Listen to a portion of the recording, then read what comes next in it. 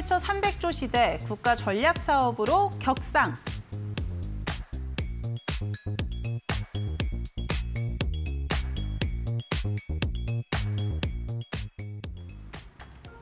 네, 사실 저희 마켓업에서 이 K컬처, K콘텐츠 이야기도 좀 많이 다뤘었는데 그간에는 좀 한알령 기대감들이 컸다라고 하면은 이제는 좀 정책적인 모멘텀을 받아갈 수 있지 않을까 이런 생각이 듭니다. 파트너님 어떻게 보세요? 네, 이번에 더불어민주당 쪽 대선 공약에도 이 K컬처에 대해서 확실히 국가 기간 산업으로 선정을 해서 그러니까 전략 산업으로 지정해서 세제 혜택을 주고 또 여러 가지 이제 그 지원책을 내놓겠다고 발표를 했습니다.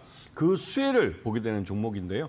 전체적으로 이 컨텐츠주들은 창의성을 기반으로 하는 산업이기 때문에 기존에 우리가 그 강세를 했던 제조업과는 확실하게 차별이 됩니다. 그리고 젊은 일자리를 많이 만들어내는 산업이기 때문에 이런 관점에서 이 K 컨텐츠주들을 좀 바라보셔야 됩니다. 네, K콘텐츠를 국가 전략 산업으로 지정하겠다라고 이야기를 했고 여러 가지 방안들도 좀 내세우고 있잖아요. 그만큼 또 종목들도 잘 살펴봐야 될 것 같은데 수혜를 볼 수 있는 종목들 또 준비해 주셨으니까요. 바로 열어보겠습니다.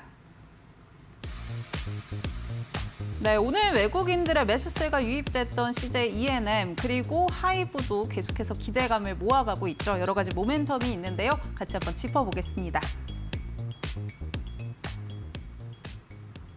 사실 CJ E&M보다는 뭔가 하이브에 좀 더 눈이 가는 거는 아무래도 여러 가지 재료들이 계속 있었기 때문이 아닐까 싶은데 오늘 이렇게 두 가지 가져와 주셨잖아요. 네. 각각 어떤 포인트에서 짚어보면 좋을까요? CJ E&M은 지난 한 3년 동안 좀 고전을 좀 보이긴 했지만 그래도 우리나라에서 엔터업계에서는 1위입니다.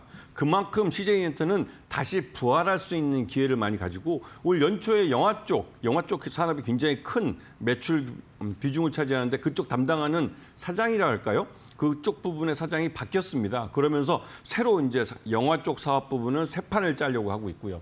그리고 전반적으로 CJ E&M의 주가도 그렇고 실적도 그렇고 바닥을 쳤다고 지금 보여주고 있고 그렇기 때문에 올해 들어와서 CJ E&M의 실적이 확실히 좋아질 거다라는 말들이 나옵니다. 그래서 관심을 갖고 보셔야 되고 하이브 같은 경우는 지난 여러 번 말씀드렸지만 다른 거 볼 필요 없습니다. 연말에 BTS 완전체가 복귀합니다. 이걸로 게임 끝난 건데요. 그리고 이 BTS 멤버들이 개별적으로 군대에서 제대를 하면서 개별적 활동을 하고 있는데 이 활동이 글로벌리 월드 투어를 하면서 엄청 돈을 벌고 있어요. 그래서 1분기 때 실적만 봐도 이 하이브의 실적이 지난해 1분기보다 확실히 개선된 모습을 보여주고 있습니다. 그런데 앞으로 이러한 이 BTS의 멤버들이 계속 속속 군대에서 제대해서 복귀를 할 겁니다. 복귀를 하면 또 개인 월드 투어를 또 다닐 것이고 이 하이브는 돈을 예전보다 확실히 분기마다 많이 버는 것을 확인시켜줄 가능성이 높은 그런 기업입니다. 그렇기 때문에 관심을 갖고 보셔야 되는 것이죠.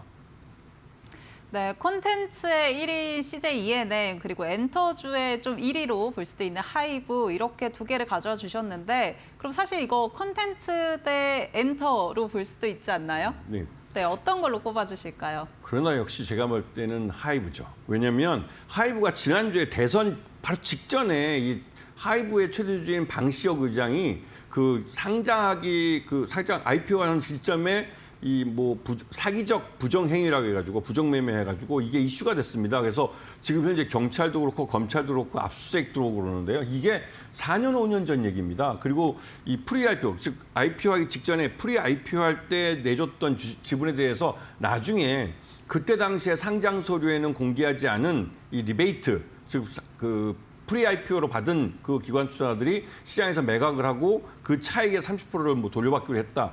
이러한 내용이 그때 당시에 상장 서류에는 공개되지 않은 내용이었다는 것이죠. 그래서 이게 이슈가 됐는데 그때 당시에도 이게 이슈가 됐습니다. 그 프리 IPO라면서 대부분 다 공시 서류에 들어가 있고 다만 이 리베이트로 30%를 받는다는 게 그때 당시에 공개되지 않은 정보라고 할 수 있었는데요. 뉴스에 언론에 타고 나온 얘기가.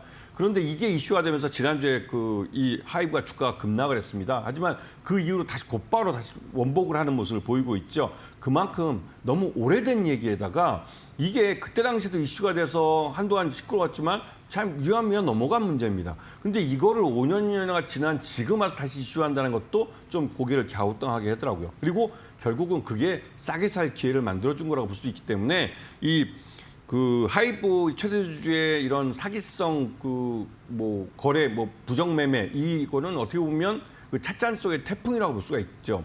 그런 것을 다 감안해 본다면 하이브는 연말에 이 BTS 그 방탄소년단의 완전체가 복귀한다는 것만으로도 기대감을 갖게 하는 거, 그 기대감이 주가를 밀어 올리고 있는 것입니다. 그렇기 때문에 지금 타임에서는 좀 더 관심을 갖고 보실 만한 그런 종목이라는 생각이 듭니다.